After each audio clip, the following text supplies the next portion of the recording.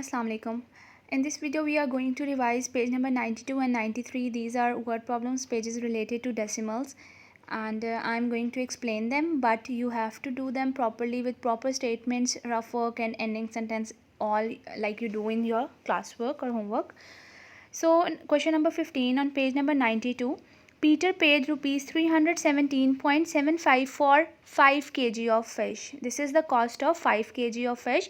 So this is the first information given. You can make a statement out of it.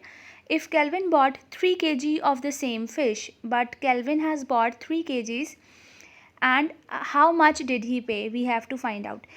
When you go to a market, the price for 1 kg or one piece of any item is displayed, and if you want half of it, like half kg, you will divide the price into, or if you want 2 kgs 3 kgs, you will multiply the price with 2 3 4.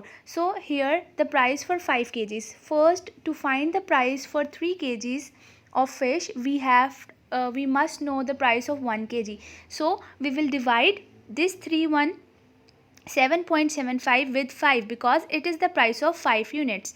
So after getting the price for 1 kg fish, we will multiply it with these 3 units to get the price of 3 kg of the fish.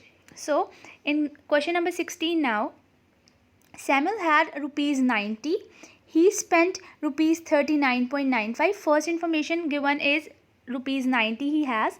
So you can make a statement. Then next statement will be how much he spent on 2 pairs of socks. Rupees 39.95 have been spent on socks and rupees 23.91 on a handkerchief. So he spent some money on socks and some on handkerchief. How much money did he have left now? So if you will subtract the cost that he has spent, socks and this handkerchief, from the total, you will you can find the money that has been left there. So one method is to, it's better you will that you add both these prices and then you subtract from the total money he had. Now moving to the next page, page number 93. Question number 17. A water tank contains 9.38 liter of water. 6 more buckets of water will be required to completely fill the tank. There is 9.38 liters of water in a water tank, but water tank is not filled yet, not completely filled yet. So 6 more buckets are required to fill it completely. If the capacity of one bucket is 6.77 liter, this is the capacity for one bucket. You have to find the total volume in 6 buckets by multiplying this volume of one bucket with 6. You will get the volume that is in 6 buckets. Then what you will do?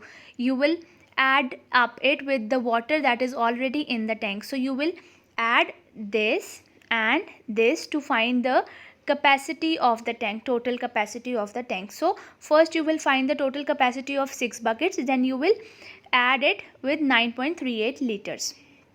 Okay, the next question number 18 is very important. Joyce baked 4 apple pies and 1 pineapple pie.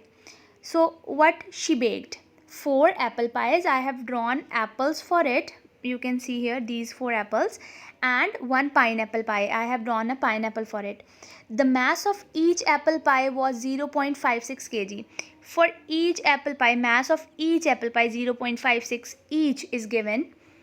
The total mass of all the pies and the total mass of these 4 apple pies and the pineapple pie is 3 kg. Find the mass of the pineapple pie.